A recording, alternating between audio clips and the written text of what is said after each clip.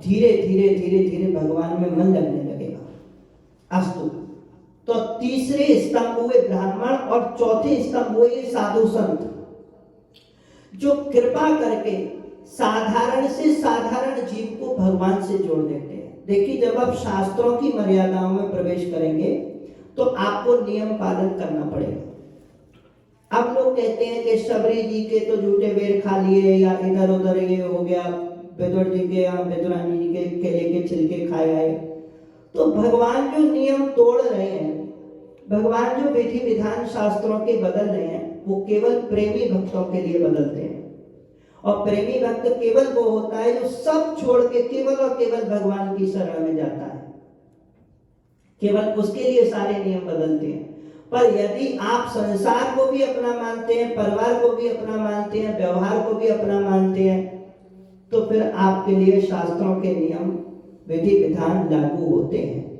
तो रावण ने कहा, साधु संत, ब्राह्मण, गौ माता और ये शास्त्र, इन चारों को मैं नष्ट कर दूंगा, मानवता रहने ही नहीं दूंगा, मानवता नहीं बचेगी।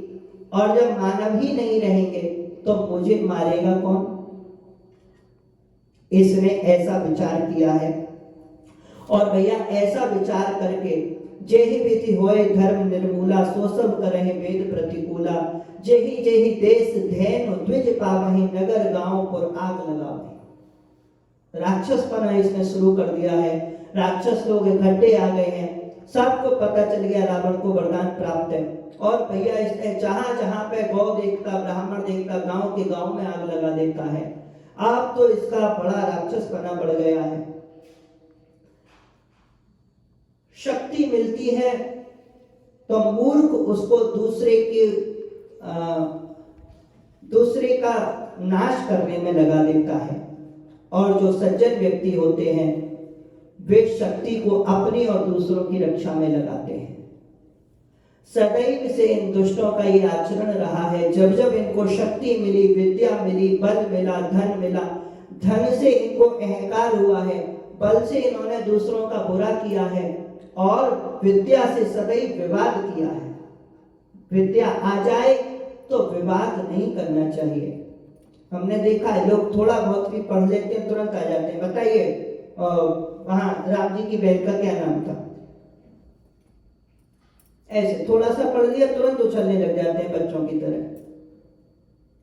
और जब बता दो तो हाँ ठीक है, आपने बता दिया, बाकी हम जानते हैं, वक्ता लोग बता नहीं पाते ऐसे ऐसे।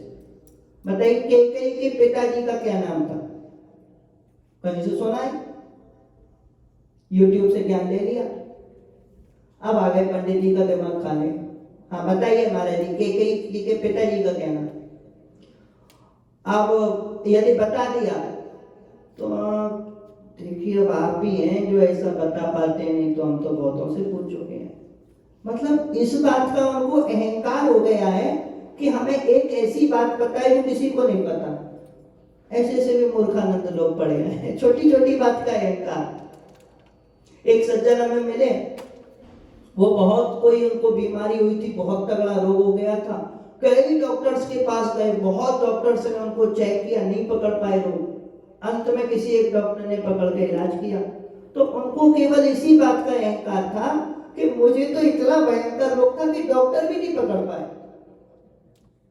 अब बताइए, कोई अहंकार करने की चीज है? एक तो पट्टे तुझे रोग हो गया, एक तो किसी डॉक्टर ने कृपा करके तुझे बचा लिया, ऊपर से तू डॉक्टरों की निंदा करते हो, कहता है कि कोई हमारा रोग नहीं पकड़ पाया। ऐसे से मूर्ख लोग पड़े। छोटी छोटी बात का अहंकार हो जाता है लोगों को। क्यों हो जाता है? क्योंकि भगवान से दूर है।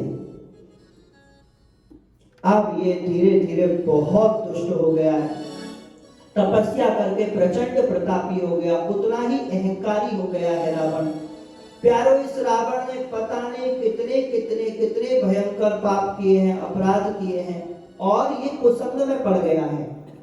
पिता का इसका कुल ब्राह्मण का भले ही हो, पर माता का कुल इसका राक्षसी का है।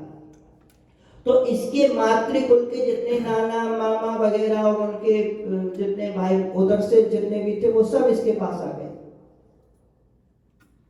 इसीलिए बूढ़े लोगों ने मर्यादा बनाई थी पहले कि ननिहाल की मर्यादाओं में ज्यादा नहीं रहना चाहिए।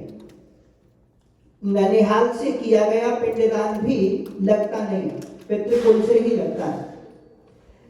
ऐसा क्यों होता है? क्योंकि ननिहाल में प्रेम बहुत मिलता है, और जहां प्रेम ज्यादा हो जाता है वह मर्यादाएं टूट जाती है, और रावण के साथ ऐसे ही हुआ। ये ननिहाल के राक्षसों के चक्कर में पड़ गया। अच्छा, दूसरी बात, एक तो कुसंगति, दूसरी बात ये चापलूस प्रिय बहुत था।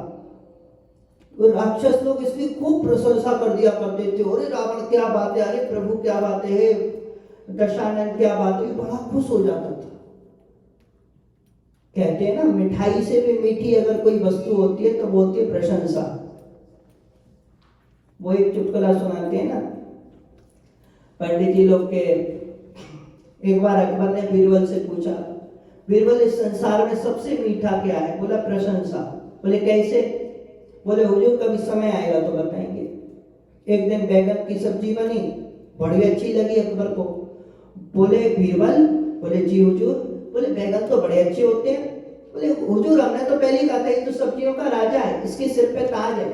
किसी सब्जी के सिर पे ताज नहीं है, ये राजा है। अकबर बड़ा खुश हुआ। फिर एक दिन बैगन की सब्जी बनी, 2-4 दिन बाद अच्छी नहीं लगी। बोले बीरबल ये बैगन तो अच्छा नहीं लगता। हाँ हुजूर ये होते ही बेकार सा, इसका नाम ही है बेगुन, इसमें सुसरे में कोई गुण नहीं होता, बेकार होता है। अकबर बड़ा खुश हुआ। बोला तुम तो उस दिन कह रहे थे कि ये बड़ा अच्छा होता है, सब्जियों का राजा होता है, इसके सिर पे ताज है, आज तुम। बोले हुजूर मैं आपका सेवक हूं कि बैगन का मुझे बैगन की तारीफ करके थोड़ी कुछ मिलेगा, मुझे तो आपकी हामिया मिलानी है। आप ये बताइए आप प्रसन्न भय कि नहीं? अरे बोले प्रसन्नता तो बहुत हुई। बोले बस यही प्रशंसा है मिठाई से मीठी। तो रावण को ऐसी ऐसी चापलूस मिले हुए थे। रावण कोई पाप भी कर देता ना, ये लोग इतने हंस हंस के इतने उत्साह से इसका साथ देते थे, क्या बात है क्या बात है, रावण क्या काम किया है तुमने, ये तो कोई नहीं कर पाया आज। तो रावण और चढ़ जाता था, पट्टा बड़ा प्रसन्न होता था कि हम हैं जो है। ये लोग इसको राक्षस राज बोलते थे। ब्राह्मण का बेटा होने पर भी राक्षस राज शब्द सुनकर प्रसन्न हो जाता था रावण। आजकल किसी से बोल दो राक्षस तो गुस्सा हो जाए, और रावण बड़ा प्रसन्न होता था इससे जब कोई राक्षस राज बोलता था। राक्षस का अर्थ है दूसरों को सताने वाला, पर इसने दूसरा अर्थ लगा रखा था, व्याकरण पढ़ा हुआ था ना। बोला वयम रक्षामः, जो रक्षा करे वो राक्षस। इसने ऐसा अर्थ लगा रखा था रावण ने। रक्षा मतलब सबकी रक्षा का ठेका हमने लिया हुआ है। हमसे जो रक्षित रहेगा हम उसको सुविधाएं देंगे, सुख देंगे, वही चैन से रह पाएगा, सुरक्षित रह पाएगा। और जो हमारी बात नहीं मानेगा हम उसको काट देंगे, मार देंगे। या तो हमारी बात मानो और नहीं तो फिर जाओ यहाँ से। और भैया एक दिन की बात, राक्षसों ने कहा रावण से, हे राक्षस राज, हम लोग इतने राक्षस हैं, इतना पृथ्वी पर हमने आतंक मचा लिया है, कोई रहने का बढ़िया सा स्थान नहीं है हमारे पास। तो रावण बोला कोई स्थान खोजो। एक बोला हमने खोजा हुआ है। कौन सा? बोले आपके भाई है ना कुबेर जी। बोले हाँ हाँ। बोले उनकी एक लंकापुरी है, सोने की बनी हुई है। उनके पास तो अपनी लंकापुरी है ही, जो यक्षराज है उनकी, पर उनकी पृथ्वी पर एक लंका भी है, सोने की बनी हुई है। अब भाई तो आपके हैं ना? बोले हाँ। तो बोले बड़े भाई की संपत्ति पे छोटे भाई का अधिकार होता है, ये तो सामान्य ज्ञान की बात है। अच्छा ऐसा? बोले हाँ ऐसा। तो बोले इसका मतलब बड़े भाई की लंका हमारी हुई? हाँ महाराज चलो हम और आप लोग चलते हैं, क्योंकि लंका जैसी सुंदर जगह अगर हम लोग नहीं रहेंगे तो सोचिए फिर कौन रहेगा। यक्षों के पास तो अलकापुरी वैसे ही है। हाँ रावण बोला ये ठीक रहा। सेना सजा के गया है और लंका पहुंच गया है, क्योंकि लंका समुद्र से घिरी हुई है, खाई है, जल्दी कोई समुद्र में प्रवेश नहीं करेगा। सिंह का भी रहती है, आकाश मार्ग से खींच लेती है छाया से ही, तो वायु मार्ग और जल मार्ग दोनों सुरक्षित हैं। तो इसको बड़ा अच्छा लगा, तो ये पहुंच गए वहां पे। और वहां पहुंच करके जो इनके अनुयायी वहां पे विराजमान थे, महाराज कुबेर जी के जो मुख्य सेवक, तो उन्होंने देखा रावण आया है। रावण ने कहा हम इस लंका को लेने आए हैं। तो उसने सोचा इनसे क्या युद्ध करना, ये तो हमारे यक्षराज कुबेर के छोटे भैया हैं। जी जी आइए आइए स्वागत। उसने जाके बताया। कुबेर जी अपने पिताजी के पास गए, विश्रवाक मुनि के पास। पिताजी ऐसे से बात है, क्या हुआ? बोले रावण आया था पूरी सेना के साथ और लंका ले ली उसने। कोई बात नहीं। पिताजी बोले तुम्हारा छोटा भाई है, और फिर तुम्हारा छोटा भाई है मतलब कुबेर जी का भाई है, तो लंका तो उसको शोभा देगी ही। तुम उसकी चिंता क्यों करते हो, तुम्हारे पास तो अलकापुरी है ही। अब अपने पिताजी से ऐसी बातें सुनी तो कुबेर जी भी मौन रह गए। अब बोले जैसे आपकी आज्ञा, ठीक है। अब लेकिन राक्षस लोग यहीं तक नहीं रुके।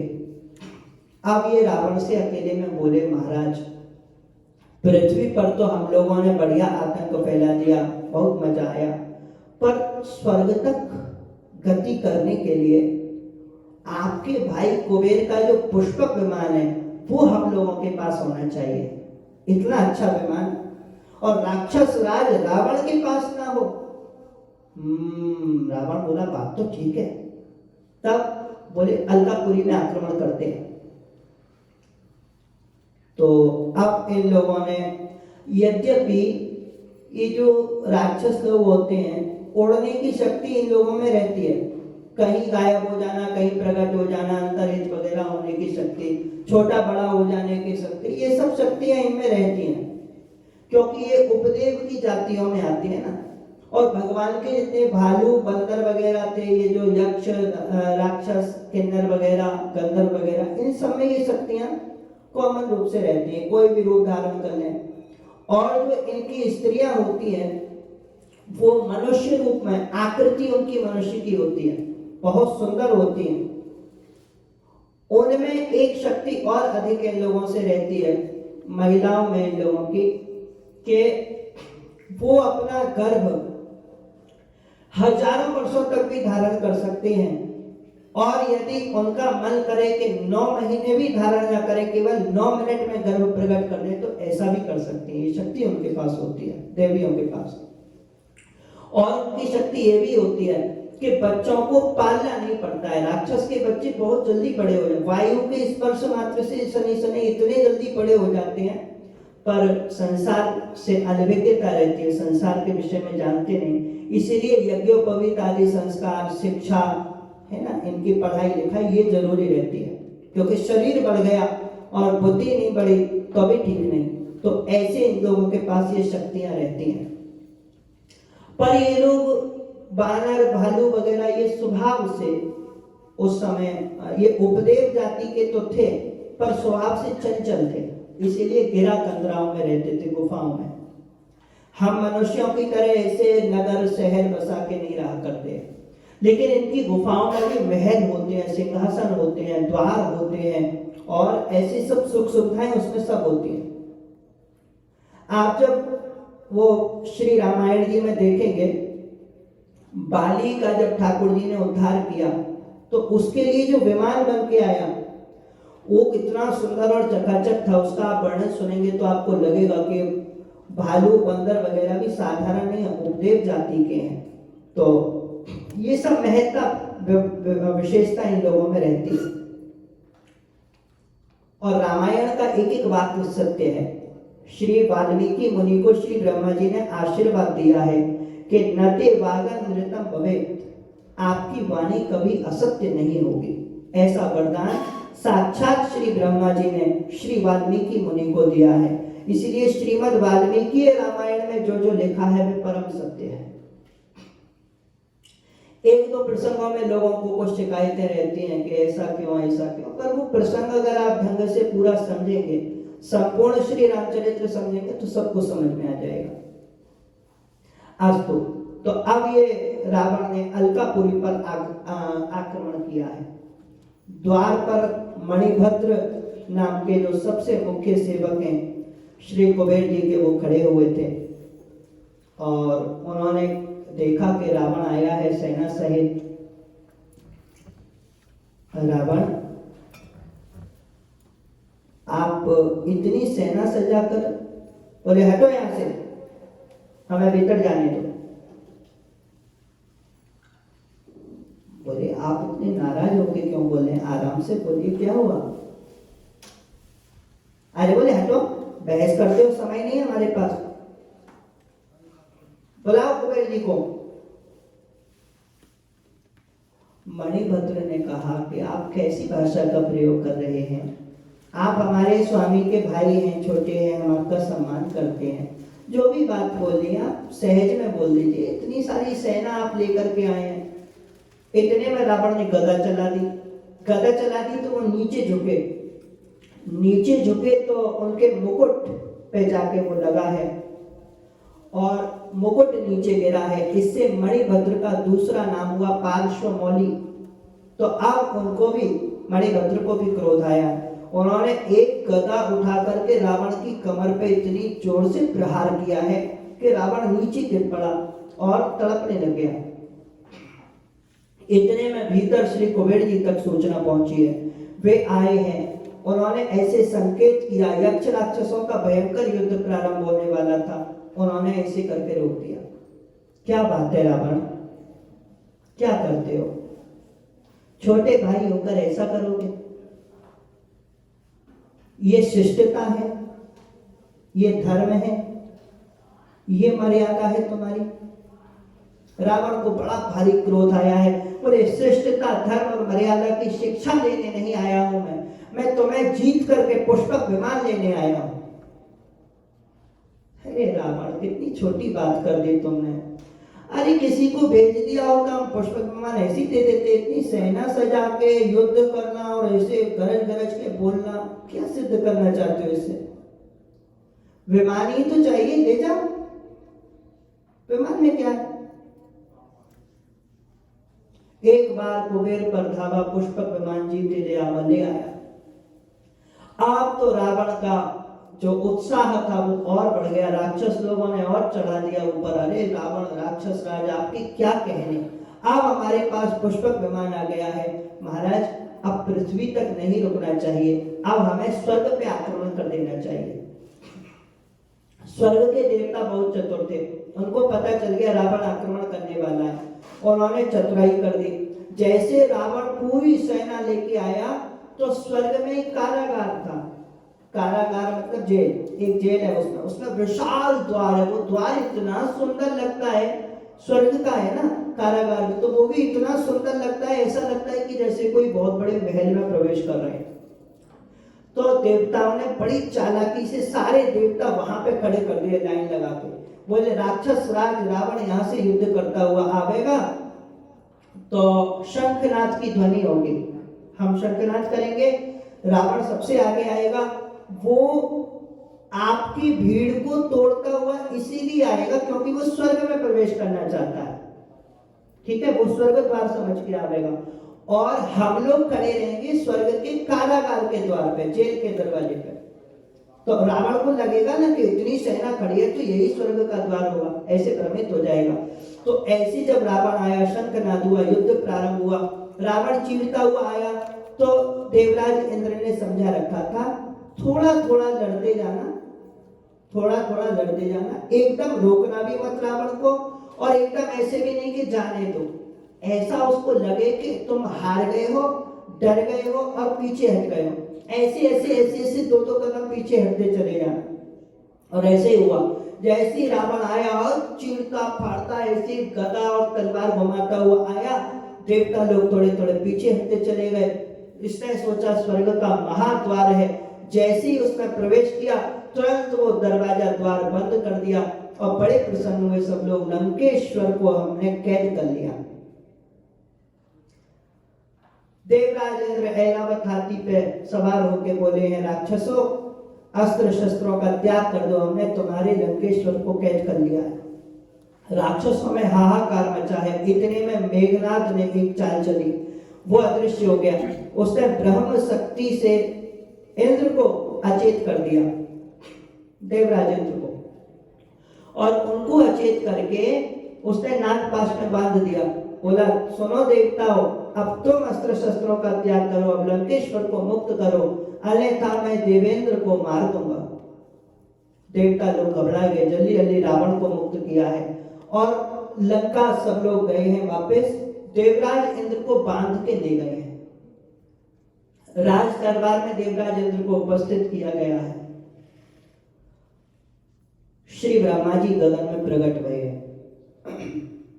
हंस वाहन श्री ब्रह्मदेव ने कहा, मेघनाथ, तुमने आज इंद्र को जीता है, इसलिए तुम्हारा एक नाम इंद्रजित होगा।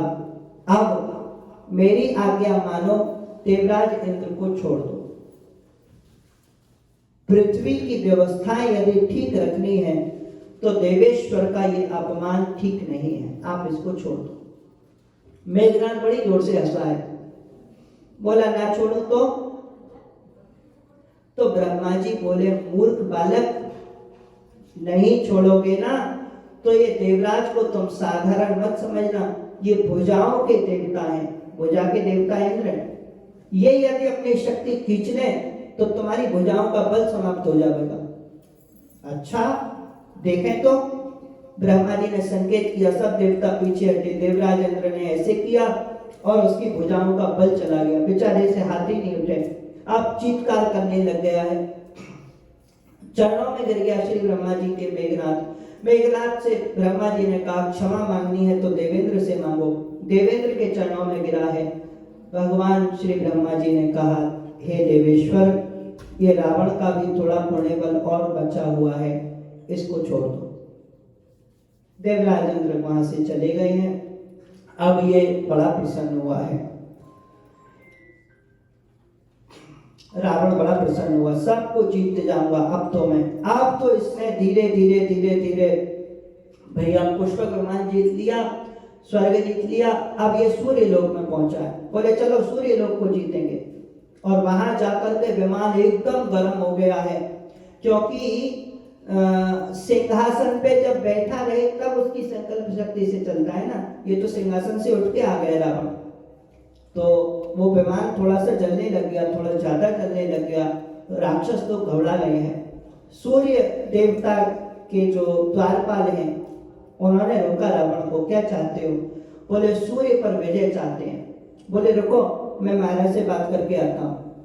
वो थोड़ी देर में आया, उसने कहा, रावण, हमारे भगवान श्री सूर्य नारायण ने कहा है कि मैं जगत का पिता हूँ, सूर्य आत्मा जगतस्थ भ्रष्ट। वेद भगवान कहते हैं सूर्य संपूर्ण जगत की आत्मा है, तो मैं सबका पिता हूँ, तुम मेरी संतान हो, पिता पुत्र में कैसा युद्ध, इसलिए जाओ, हम तुमसे युद्ध नहीं करेंगे। अब रावण सोच में पड़ गया, तो उधर उसका जो मामा था बृहस्पति, उसने सोचा हम लोग इतने चले जा रहे हैं, सूर्य नारायण आ नहीं रहे हैं, किससे युद्ध करेंगे, बड़ा समय लग जाएगा। वो बोला कि सूर्य डर गए, राक्षस राज रावण से सूर्य डर गए हैं, भय के कारण युद्ध नहीं कर रहे हैं, इसलिए रावण की विजय हुई। बस इतना सुनकर रावण बड़ा प्रसन्न हो, बोले चलो चलो चलो चलते हैं, अब चंद्रलोक चलेंगे। चंद्रलोक गया है। ब्रह्मा जी ने प्रकट होकर चंद्रदेव से कहा कि चंद्रदेव आप अदृश्य हो जाए, रावण का अभी पुण्य बल शेष है। चंद्रदेव अदृश्य हो गए हैं और ये गया तो वहां पे इसको कंकड़ पत्थर दिखे, पत्थर गड्ढा वगैरह दिखे, चंद्रदेव नहीं मिले। ऐसे ऐसे दिक्पालों के लोकों में ये गया, इसको सब सुना सुना मिला है। बोले दिग्पालन के लोक सुहाए, जय जय राजा राम हरे, सूर्य सकल प्रसाद पाए, जय जय सीताराम हरे। दिग्पालन के लोक सुहाए, जय जय राजा राम हरे, सूर्य सकल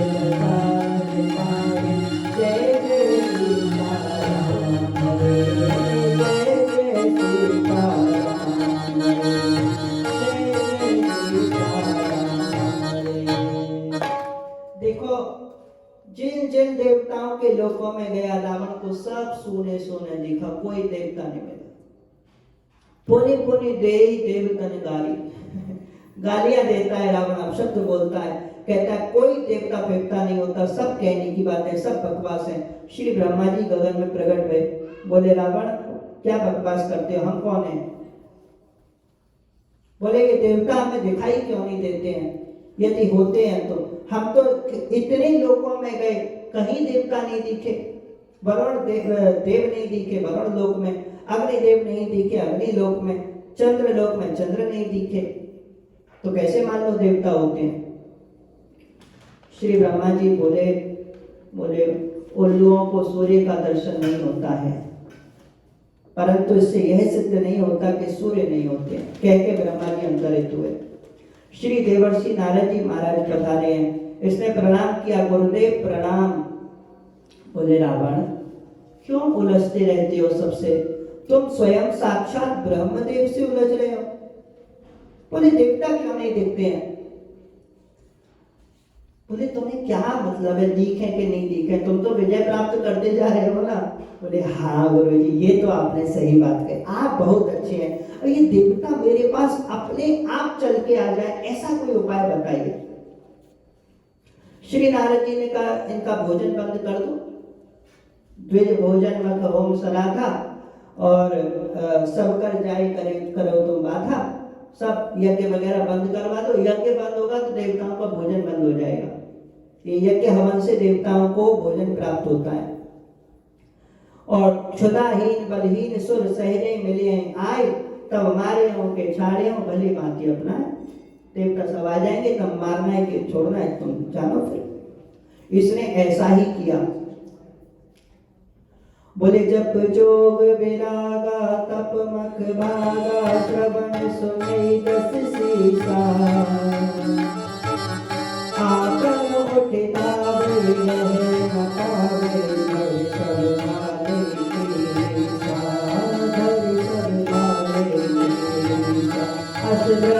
अचारा भाषण सारा